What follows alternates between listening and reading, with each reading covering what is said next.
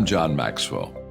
When the top companies in the world are looking for trainers, speakers, and coaches, there's one name that stands above the rest, and that's Maxwell Leadership. Our certified team members have gotten proven results for companies all over the globe, and our reputation, I'm proud to say, is second to none. Some of our members have risen to the top of their profession, including the one you're going to meet today. I proudly introduce you to my friend Bob Fabian Zinka. Welcome to the Leadership and Success Podcast with your host, Coach BZ. If you need to develop into a better leader, this podcast is for you. If you want to achieve a greater level of success, this podcast is for you. His mentor, Dr. John C. Maxwell, said it best: everything rises and falls on leadership. We hope to inspire you today and provide you with an insight that has the potential to positively impact the trajectory of your life. Welcome to the Leadership and Success Podcast.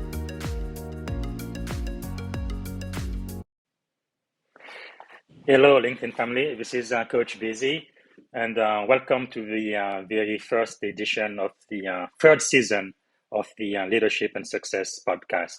So I am here with a very special guest, and I'm going to introduce her in just a moment. And while you are there, please let me know where you are watching from, add it to the comments. And if you have any question for me or my guest, please go ahead and type it in the comments. So without further ado, let me introduce to you Neferteri Strickland. How are you doing this morning, Neferteri? I'm well, busy. I'm well. How are you? Wonderful. So I'm really excited to have you. I think it's been almost a year since we've been planning this, and maybe you can tell us a little bit about your leadership journey. Leadership journey. So they have a saying that you are not a leader until you create other leaders. I believe I've done that. So I qualify as a leader. Often I'm referred to as an expert in a few different fields, but I shy away from that title of expertise because there's always so much to learn. There's always an opportunity for someone with less experience to come in and shed some light on a different aspect of that area that will help you grow your understanding and effectiveness. So for me, my leadership journey has been platformed by my lifelong journey of learning. First as a child, then through adolescence to young adulthood, and now as an adult. 43 years I have lived on this planet, and I look for patterns. And when I express those patterns to others, I'm said to have led them to something. But I'm really just pointing it out. So you hear people talk about servant leadership. You hear them talk about leaders eat last or refer to that.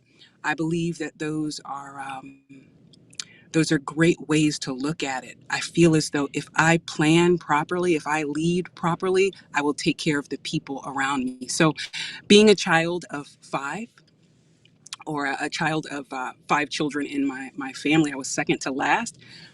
I often had to fight for my place.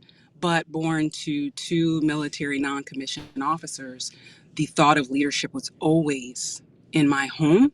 Both of my parents were leaders, my father an infantryman, my mother in aviation. And with those older siblings, I watched, right? And so at the age of 17, I joined the National Guard. So I became a part of the U.S. military, where again, I was young, but I was asked to be a leader among my peers. And it came second nature to me because of that upbringing, because of the way that my home was structured.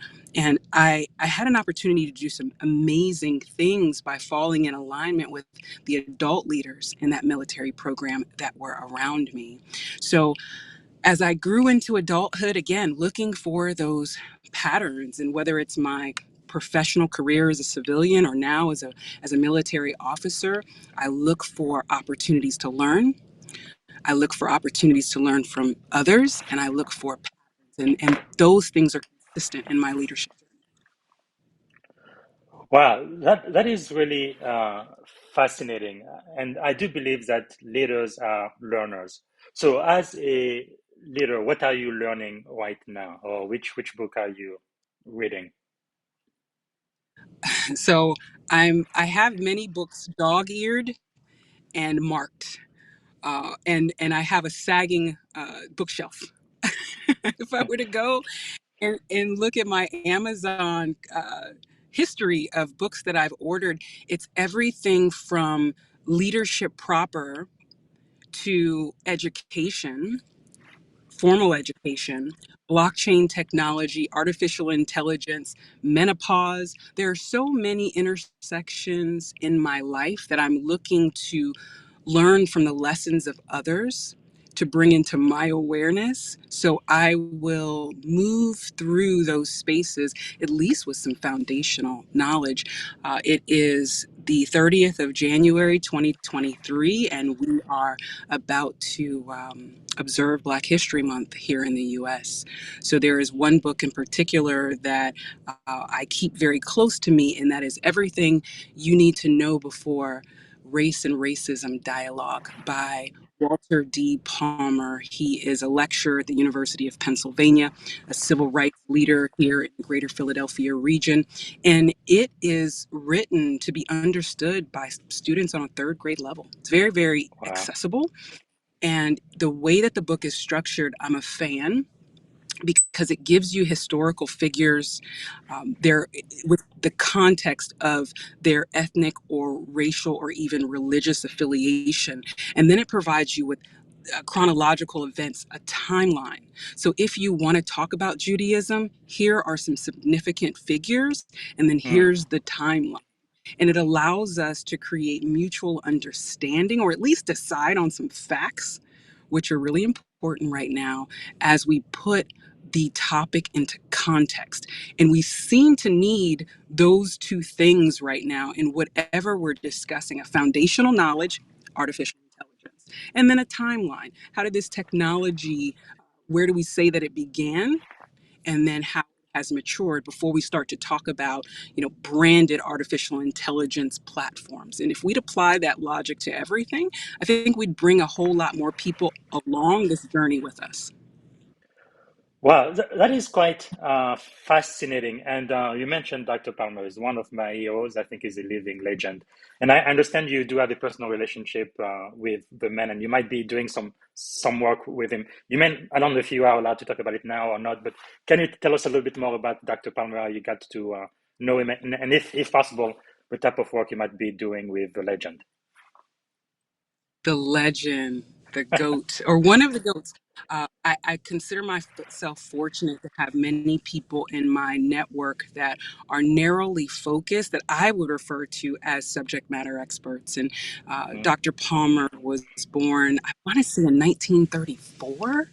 So even trying to Wow. conceptualize, almost 100 years old here Yes. in the greater Philadelphia region in New Jersey, and then moved to Philadelphia in the community that is was labeled the Black Bottom. And if I fast forward through so many important details about his life, he teaches today at the University of Pennsylvania. Race and racism is what he lectures on. So Mm-hmm. it's not that that's the most important thing to talk about, but the context that he provides is so important. So important. Wow, that is just fascinating. Now, another thing about you, and while I'm gonna say this, I'm gonna show a little bit about your LinkedIn page, right? You are a cyber technology strategist, podcast host, military officer, adjunct professor, and you align your community through emerging technology initiative in K-20 science, technology, engineering, arts, which is very important, and mathematics. So from STEM to STEAM education. Can you tell us more about STEAM and how you kind of got involved with it and why you think art is so important today? So from STEM to STEAM, and it's really just semantics, right? It's really just how we choose to codify and label. For me, the arts aspect of expression is accessible to anyone. You do not have to be a subject matter expert. You can go get your MFA if you so choose, but art is something that you solely get to be subjectively the judge of, right? Whereas mathematics, not so much. Science and technology, maybe not.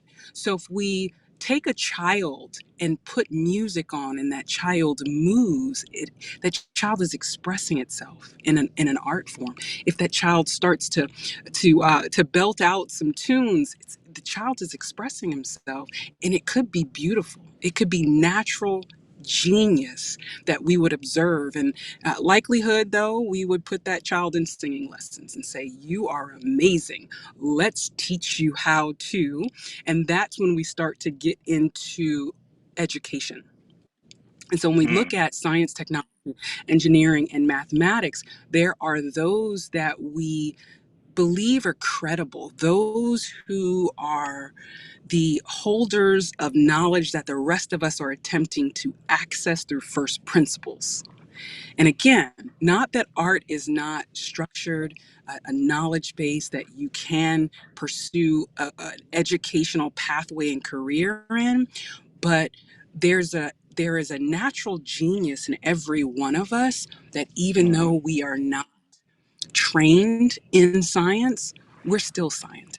Even though we're not trained in mathematics, we're still mathematicians with math plural.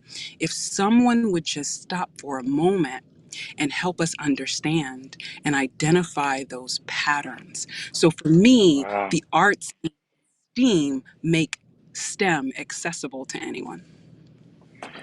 That is really something. Now, in my house, I am the only quote unquote scientist.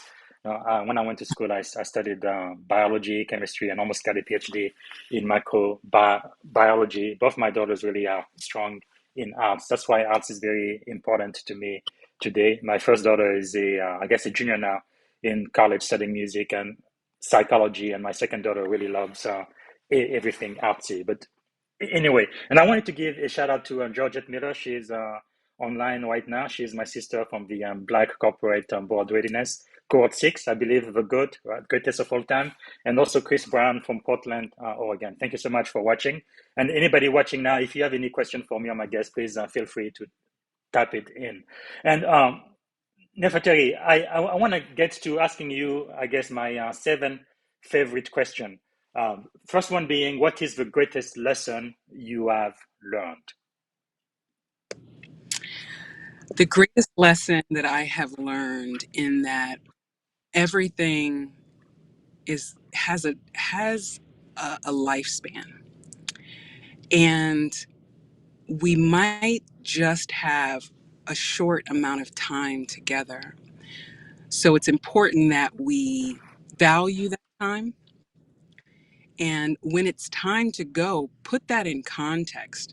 An example of that is when you're employed, we've accepted that the generations that make up our current workforce aren't necessarily going to be employed with one employer for 20 or 30 years and get that watch and retire off into the sunset, that they may very well hold many positions that their career looks nonlinear, right?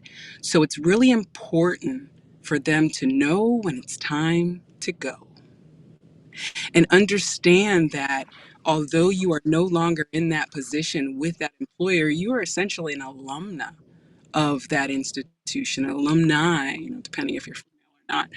So thinking about how what you learned comes with you and how you have an opportunity to give back because there are people behind you that now sit possibly in the role that you sat in.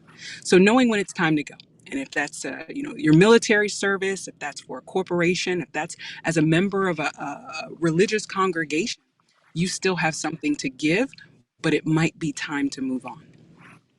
Wow, that is quite fascinating. Now, looking at your biography, I don't know where you found the time, but you are a lecturer at the Wharton School, which is one of the most prestigious business school out there. But you're also an adjunct professor for St. Joseph University, and then you are also right in the Army National Guard, and an education advisor for John University. It's like, where do you find time to do all of this? How do you balance work and life, or integrate work and life? And then on top of that, I know you are married, you have children. That's definitely a full-time job. How in the world are you able to accomplish so much? And you're just a human being like most of us.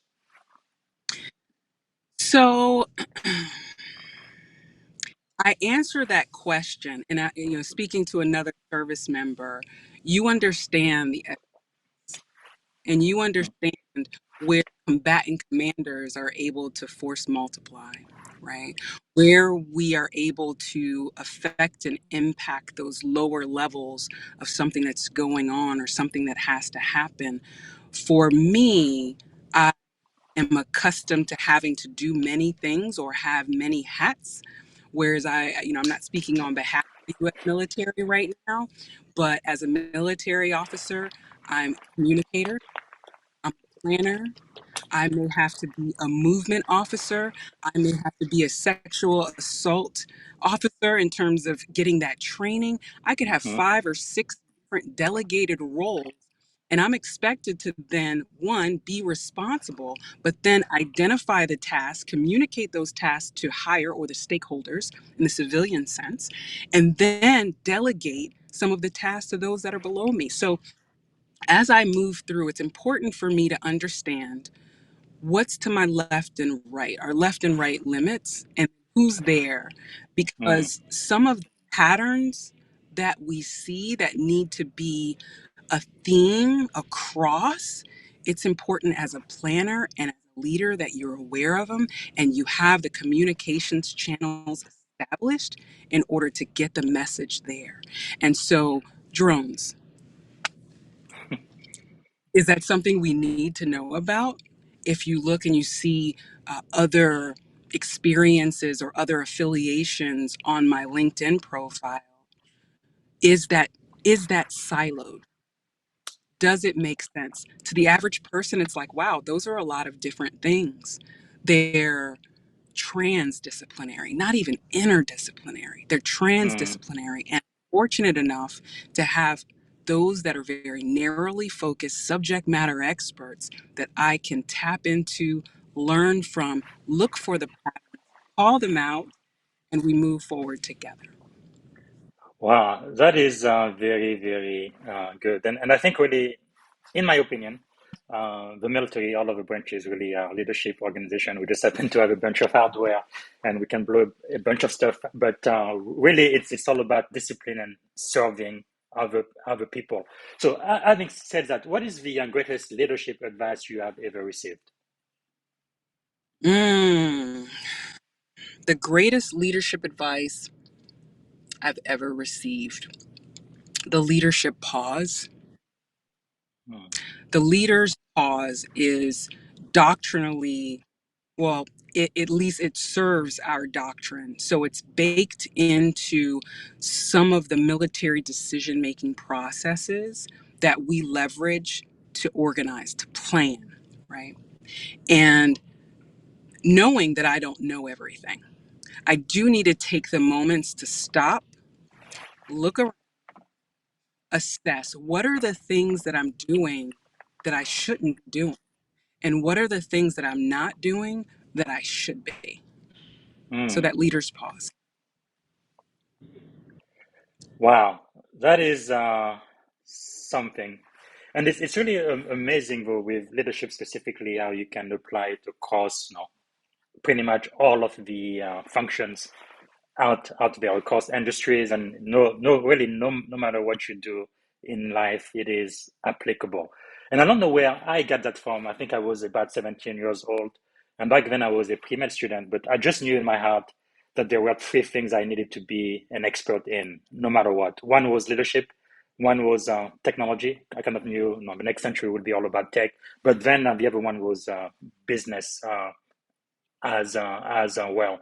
But it is really formidable to have, especially in this 21st century. I feel like leadership is one of the skills that we really need to get better at because technology pretty much AI, we talk about chat GPT now and all of that, before you know it, the robotics and technology will take away a lot of the entry jobs. I think we don't need human being to do things that computers can do so efficiently, and without sick leave, without vacation leave, and without pay. But it's still, though, there is room, I believe, in the future for those people who are going to lead, implement program, and influence people. So You already told me about what you were learning right now, but related to that, what is the greatest investment you have made in yourself? My education. Yes. My education. So when you say technology, business, and leadership, those are the three areas you believe are important for your development, your sustainment. I look at technology as the tool, business as the commerce, and leadership as the organization of Mm, people, right? And things. So when do we not need tools for, when are we not exchanging values with others, and in the context of our economy, commerce? And then when do we not need to organize to be able to do something that our two hands and our one brain, two eyes, two ears, one mouth can't do, right? So everything I've ever felt was valuable was about, how can I use those tools? What tool is that? What value does it have? What lifespan does it have? How can I apply it? Commerce, how can I engage with others and exchange value? Organization, I can't do it all by myself. And I only have 24 hours, independent of how much money is in my bank account, right? So I, like you, believe that those three areas, technology, business, and leadership, are important. But how do I get access to learning about those things from others and their lessons learned? And so formal and informal education is where I choose to make my investment, because someone in formal education will pre-select and possibly pre-chew the mm. information for me to and be able to absorb the value or the nutrients from, to grow in the way that I see fit. In formal education, Uh, not everything gets taught in the classroom. Not everything gets brought into the classroom. I teach blockchain technology at St. Joseph's University. Not every university student across the country. Luckily, YouTube mhm. University, right, or self-guided learning is accessible today in 2023. It wasn't always the case. So we would look to formal education institutions to provide us with opportunities to grow and learn. Wow, that is wonderful to know. So basically, your education doesn't end once you earn your bachelor degree. When I think about, my parents, especially my grandparents back then, even high school wasn't really a requirement, and really you would go to through high school or maybe 2 years of college, and that's it. That's all of the learning you need to do for your entire life, and then work for a single company for 20 years, 30 years, and get the gold watch and retire. But like you said earlier during the podcast, that's just not the way things are No, today, are they? And one thing I remember my godfather always told me was, get an education, because that's one thing that nobody will ever be able to take away from you. Wow, this is really fascinating. So, as a leader, though, I really believe that success and failure are two sides of the same coin. And I know we celebrate a lot of great people because of their great success. But my question for you is, so that's the third question: how has failure shaped your life? mm.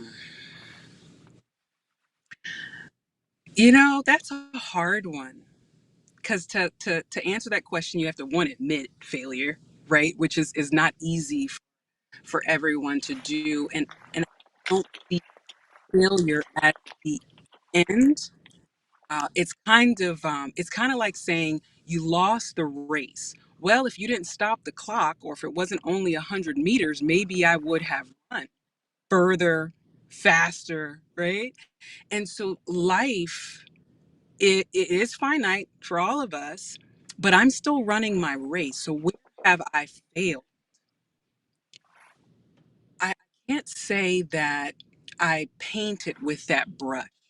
I paint it with the brush of, I lost that battle.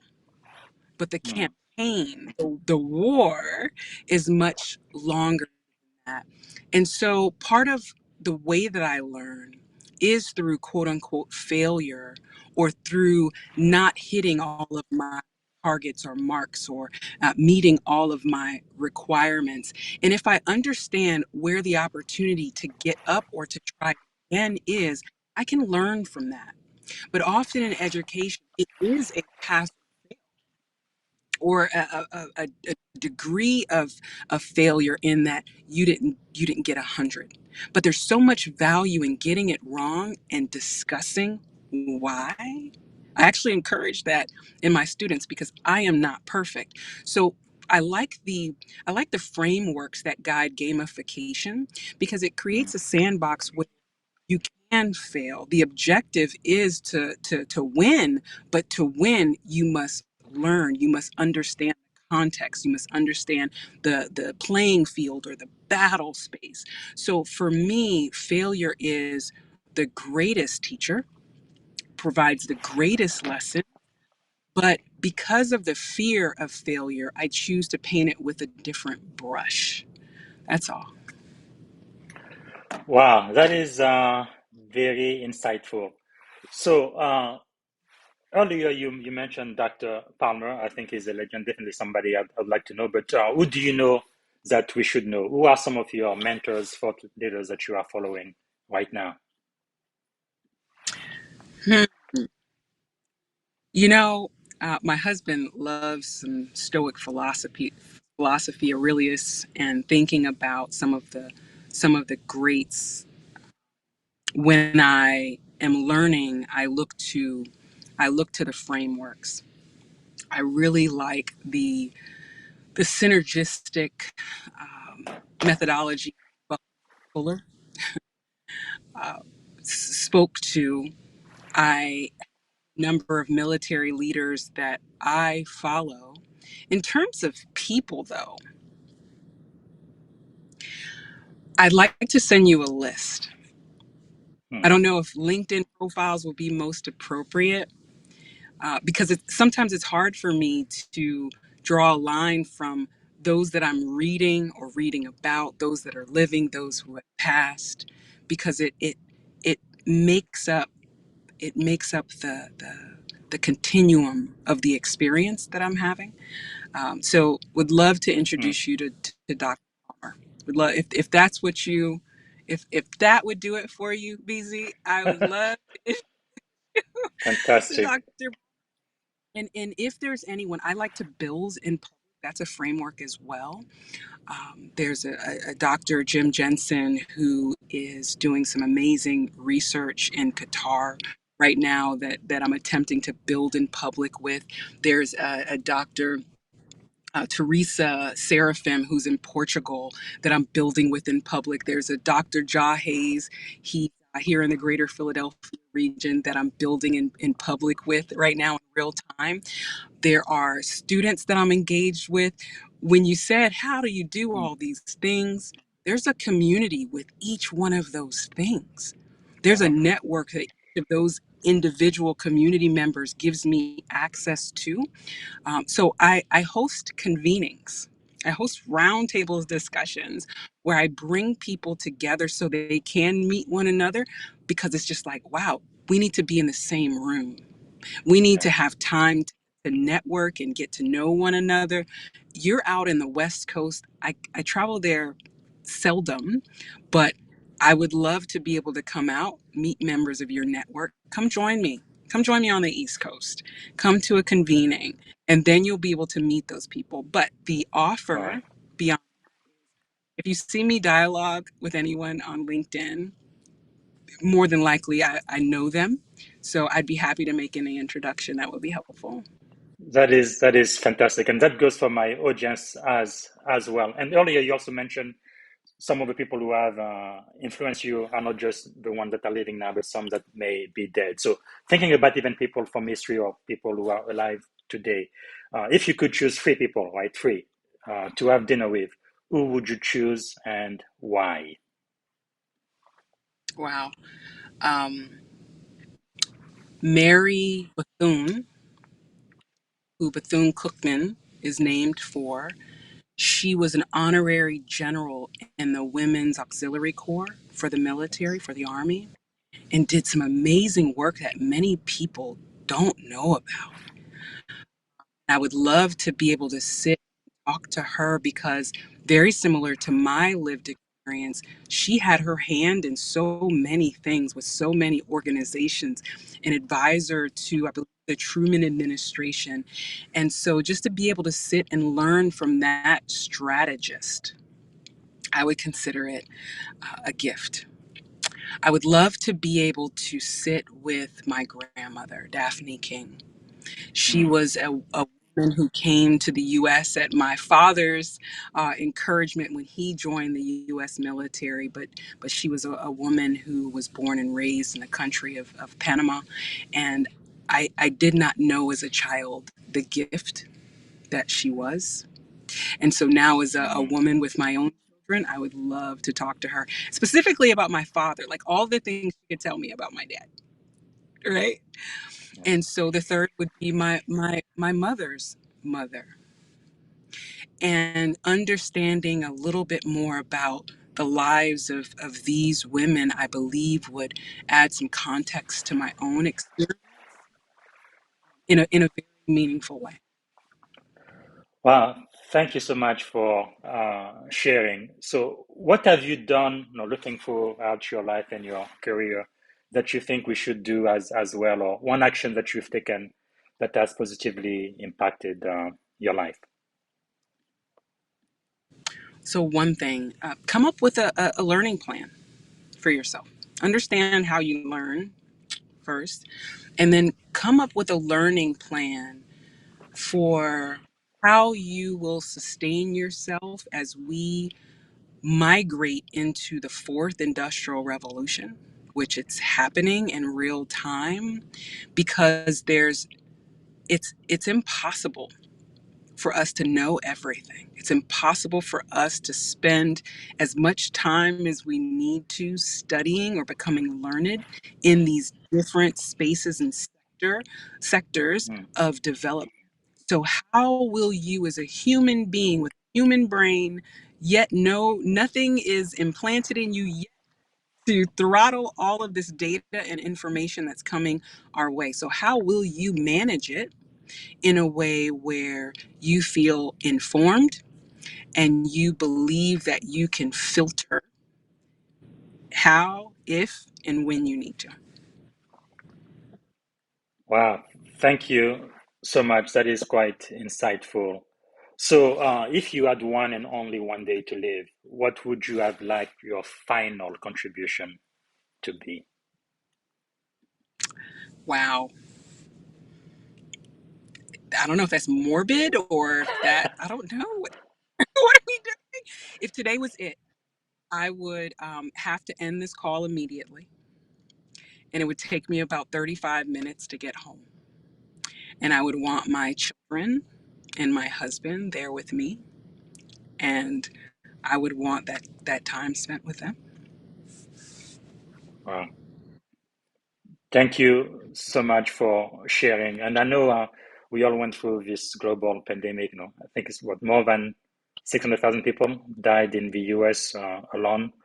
And yeah, I know exactly what you mean. And I really believe there are things in life much more important than money, career, and all of that.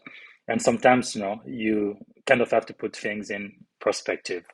Um, so I guess the last question I have for you is, how can we add value back to you? Thank you so much for being on this podcast. Hopefully more than 30,000+ people are going to be able to listen to this in the next couple of months. But what could we do to make a difference in your life? At this moment, provide me with probably a 3D printed Kleenex remotely, because you just got me. That should have been the last question, Bob. What is that? Yeah. Oh, so you know, there are actionable things that I would want your hundreds of thousands of followers that I believe would make a difference. But be kind. Be kind to one another. Approach engagement with others from a position of wanting to understand. Give people the benefit of the doubt. And that crosses all sectors of industry, levels of leadership. At this moment in time, we need to be kinder to one another. Wow, that is very simple, but I think very insightful. Be kind. Wow, I love it. And so we are pretty much at the end of the podcast now. One new thing I'm going to start doing for season number 3, I'm going to ask you for 3 adjectives that describe you as a child 3 or a teenager. adjectives that, so I've been always described as charismatic, always. Curious, but naive. A bit Okay, naive, charismatic, definitely. curious, and naive. I like that. What about 3 adjectives that describe you right now? Still charismatic. I'm Okay, still charismatic. I'm still curious, but I'm aware. I am aware. yes. And I saw from my discussion, awareness is really part of your leadership tool. And I think as a leader, you definitely need to be aware of your surrounding and eventually maybe be the person that makes things happen. But at minimum, being aware of what's going on around you and adapt. Wow, that is wonderful. Okay, the very, very, very last question or ask is, can you give us one word that represents our shared experience here in this podcast? We've been speaking for about, 45 minutes or so. What is one word that sums it up for you? One word. Um, it's going to have a negative connotation for some, but agenda. What will we do? Wow. Okay, that is enough said because Enough. like we say in the military, it's really all about action, right? You can have very good intention and you can learn a lot, but what do you do with that knowledge? No, what positive uh, impact do you have on the world? And I think being kind is definitely something we need more of in this world. Uh, Thank you so much for your time, Neferteri. I really really do appreciate that. So you are live on LinkedIn right now, and I believe on Twitter and Facebook as well. And in the next couple of hours or so, you're going to be on all of the major podcast platforms, Apple, Google, Amazon, and Spotify, and all of them. Again, from the bottom of my heart, thank you so much.